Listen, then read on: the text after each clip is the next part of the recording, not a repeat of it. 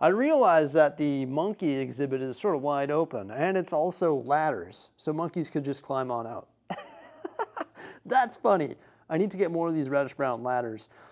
I think if I like continue to build them up and build like a dome going over top of it, it might be pretty cool.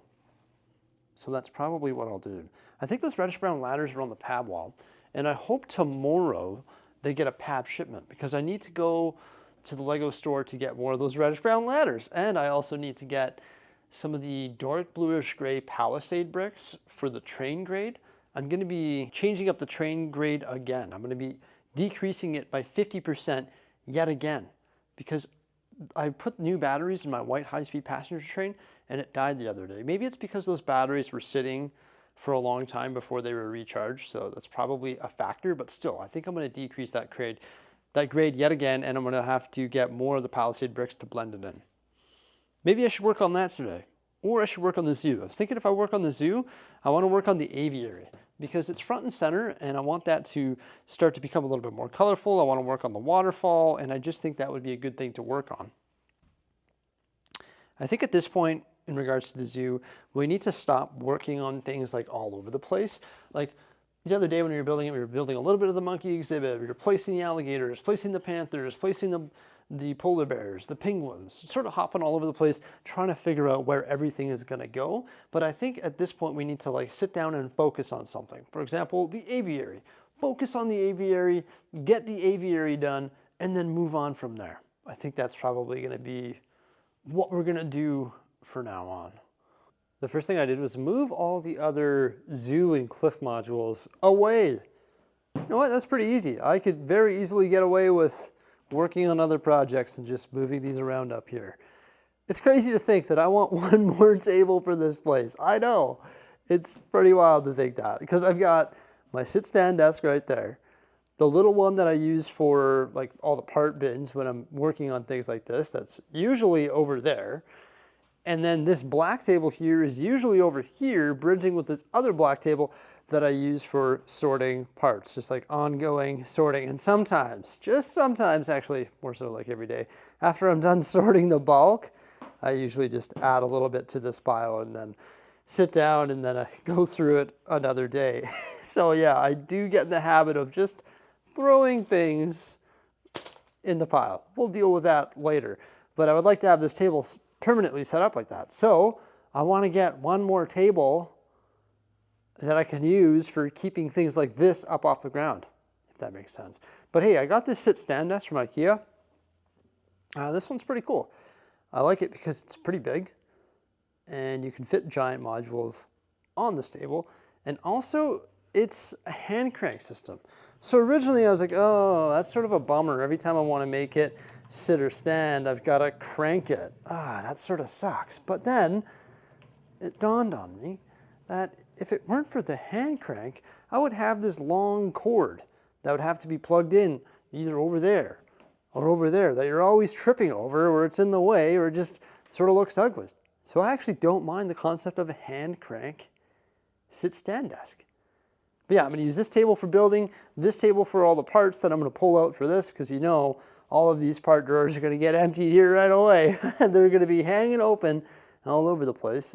And I think I'm going to start with just detailing some of this rock work, coming in here with the water, and who knows, might have to change up some of the colors in there and start shaping this creek as well. Sounds like a fun task. It's nice that it splits though, because it's easy to access, so I can just get in here, work like that, and then I can work on this separately as well. So it's nice that it splits in half. I just got to remember not to tack them together by accident. That wouldn't be good. Well, there we go. I think that looks a little bit better. Now we actually see some color when we peer through the glass. It's not all dark gray. It's just sort of boring. Dark gray and brown. I know there's a lot of it in the zoo, but we're working on changing that. With the trans light blue for the waterfall, frame that using all the slopes. Looks pretty good. Then we've got all sorts of green slopes and some of those lime green flowers all over the rock work as well. I didn't go too crazy up here because I need to build the lid for this. And I need to determine how that lid is going to go up against these rocks. So I'm not going to go too wild yet with the rock work and vegetation and on the higher parts until I actually figure that out. Now these perches I just put arches right into the reddish brown wall. And then I found these little Mario parts, and I was like, oh yeah, I use those in my existing aviary, and I think those look pretty good for like perches for the birds. I also framed out my path down there, so it's a little loop. Come in the door right here, there's a double door, so I should tile off in there as well so it matches. But then people can walk around, go on this little bridge, take a look at the water that's going to be moving right there. I guess I can just split this, can't I? Oh yeah, forget about that. But this is going to be the water that's going to flow through there, and I have to just tile that off in light trans blue. But I built this little bridge, just comes up off the ground, one brick and one plate. It's fully tiled off. It's got the little guardrail there, and it's wheelchair accessible because I built the ramps. I tried to find these in dark tan or reddish brown, but I didn't have any. And the only ones I had enough of were dark or regular tan, so I decided to use those. And then I fully plated it off as well in green. Now I just need to come in here with the vegetation and the birds in a big way and figure out what that's going to look like. Got to decide what kind of trees I want to put in there. I know I put some pretty unique trees in the existing aviary, but some of them were pretty fragile. And when you move this thing around, you don't want those trees to fall apart. So I want to come up with some tree designs that are pretty rock solid, tree solid, we'll call it, and then find a way to tack on some leaves on all of these perches as well. And then we can have birds chilling down here, and there's like sort of tree coverage over top of them. And then I also have to figure out what I'm going to do for the lid that's going to go on top. I found the existing lid. I decided not to take this apart. So this is the lid from the old aviary. I think glass is cool. Like I could use other elements such as cargo nets. That might be pretty neat. And I could use like these as well. But I think the glass is just going to give us the best look because then you can actually see the color in the inside.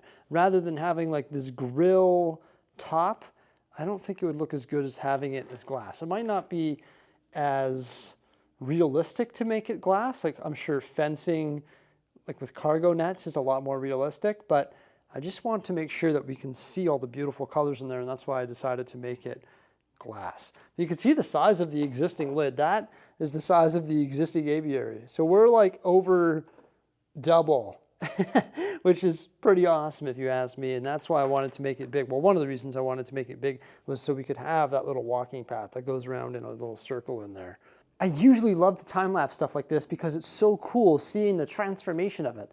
But I was fiddling around with my tripod there. I had the tripod set up here, and then I had the tripod set up over here, and I was like, okay, this thing is like right in the way. I'm always like marching around, grabbing parts from over here, grabbing parts from over there, and it's like I just couldn't figure out where to position this tripod so that I could get a good view of what we were doing. So that's why I'm not time-lapsing here today. As you can see, I've framed the top of the aviary here. So I replaced the 1x plate with the rails that I had with 2x plate all the way around the perimeter. There's also a layer of 1x plate underneath that as well. And then I went around and put some 1x brick around the perimeter. And both layers, that's the 2x plate and also the 1x brick, are tiled off. I decided to tile over top of the seams, so if I want to disconnect these two plates, I'd have to remove the lid of the aviary and then remove two tiles, the one I just removed, and then also this one here. And that would allow me to split the sections. That could change, but I think I want to tack these sections together, especially if the lid is going to be bridging between the two sections. So the lid that I created is pretty neat. Built it all with the glass panels, but it's a pretty big span for glass panels to span. Here it is. So what I decided to do is reinforce it on the backside with some Technic. So that's why you can see those Technic lift arms there, and also some Technic bricks on the top there with the pins. And it almost makes it look like there's air vents or something in the top of it, which I think is cool. It was hard to get the shape of this perfect, you know, working with bricks on their side, and we've got stud dimensions. And also this is a really weird shape, so I had to make it like this weird shape on the top to try and accommodate that. I don't know if my Technic lift arms are making that flex. These ones were a bit of a struggle to get on there. I don't know if it's exact or not. Maybe I'll have to play around with the spacing of that to make sure it's not flexing. I know the lateral ones are fine, but maybe the vertical ones are causing it to bow a little bit. But either way, I wanted those there because it just reinforces it and makes it stronger. And it actually just sits on those tiles there, and we just let gravity do the work for us. So it'll just slide in like that.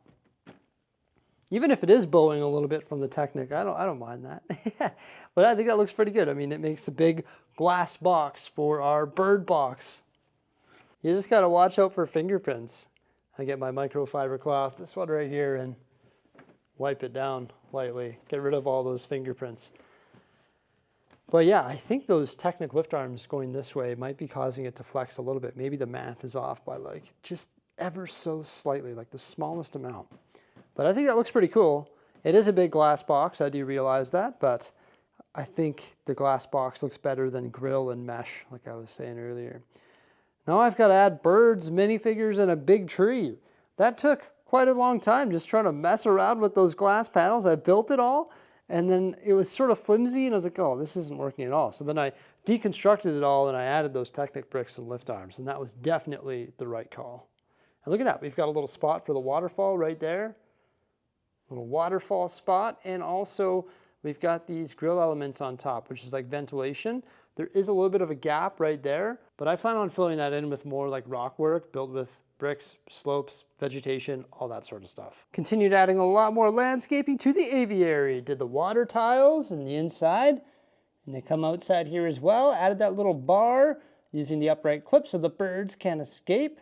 Then I started adding some bricks and wedge plates to the water out here, but I didn't continue because I wanted to concentrate on the aviary, not out here. But I need to just round this out a bit more and need to determine also if I want to add different shades of blue underneath those tiles or if I just want to stick with the regular blue there. And I also changed up some of the mills work here, just giving the water a bit more space so I can round out that curve a little bit better. I had to like reconfigure some of this mills work because we have like this weird drop down here. So I made that work. And I added flowers to the foreground of the aviary, like right up against the glass there. I thought that was a good call because they're not too tall, they're nice and colorful. Maybe it's a little flower walk in there. And you can also check out the birds. Thought that was a cool idea. So I added all sorts of flowers in the foreground there, and also around this gigantic tree that I added as well. It's a really tall tree. I widened the base of it with some inverted arches, put some curved slopes on the plate work underneath there, all sorts of different colors just to indicate like maybe that's the big roots of the tree going down into the ground of the aviary. I thought that was pretty cool. I discovered that I only have owls and parrots. I don't have any standard birds. They're all in the Lego city. I could go rob some, but I really don't see the point in that. So just the one tree, because I was able to add the trees coming off the side walls as well with those arches. I'm losing my voice here. I don't know if you can tell that. I talk a lot. But I attached those to the arches, and then I put a 1x4 plate on top, and then also some curved slopes to attach the leaves on top. And then where there's connecting leaves, I put this little brown twig element to connect the leaf elements. And then you can see some of the parrots resting all over the place, and all sorts of detail on the rock panels and slopes, or brick and slopes and stuff within the rocks. And then I've got some owls and flying motions as well. I think this looks pretty sweet. Of course, I'm going to add more detail eventually when I place minifigures. I'm not going to place minifigures right now because the zoo isn't really open for business. There's a couple other things that I need to do. It's small, minor stuff. Like I was mentioning, when I put the lid on, I need to just rework some of this rock work up here. But I mean, I've got a lot of rock work to do in the surrounding area. So I'll probably just take care of that when I continue working on the rock work in the surrounding area in a future upload. And we've got a whole bunch of stuff to do in the zoo too. So the journey has just begun. Oh no, I now realize that I should have put some arches coming off this side of the wall and this side here so we can add more vegetation. It should be fairly easy to just pop out some of these cylinders and replace them with arches. So I'll make that change in the future. It takes 3 tables to host the zoo. It's ridiculous. And this big black one right here, it's so like uneven and not level, so it's hard to present the zoo perfectly because it's so many different modules, and things like this happen. Those are supposed to be aligned, but you can see that the table is not level, so I can't even connect that 1x6 tile. But either way, there we've got the New and improved aviary. Oh, that looks awesome. I didn't take any before pictures. Sorry about that. I guess I could try and find a clip. I'll see if I can find one here and pop it in. Well, if I can find one, here it is before, and here it is after. So yeah, I think there's some significant improvements made here today. I'm really happy with the fact that it's clear, just so we can see all the awesome like color in there. I think it looks really cool, and I'm just pleased with the outcome of it. Let me know what you want to see next in regards to building the new zoo. Which animal habitat do you want me to focus on next? Let me know in the comment section below. Next time we're working on this, Mrs. Bricksie's here as well, so there's going to be 2 of us giving her. I'm sorry I can't get more done in a day. I really do like start in the morning and end at night every day, and I try to build as quickly as I possibly can while making it as detailed as possible as well. But it's all just part of the process, and I'm enjoying it. Look at that. I think that's a huge improvement for a single day's work. Not too bad at all. I can't wait to continue working on this incredible zoo. Oh, I love the new direction that it's heading. Thank you so much for coming on by. Please remember to like, subscribe, and stay tuned for some more great stuff. Farewell.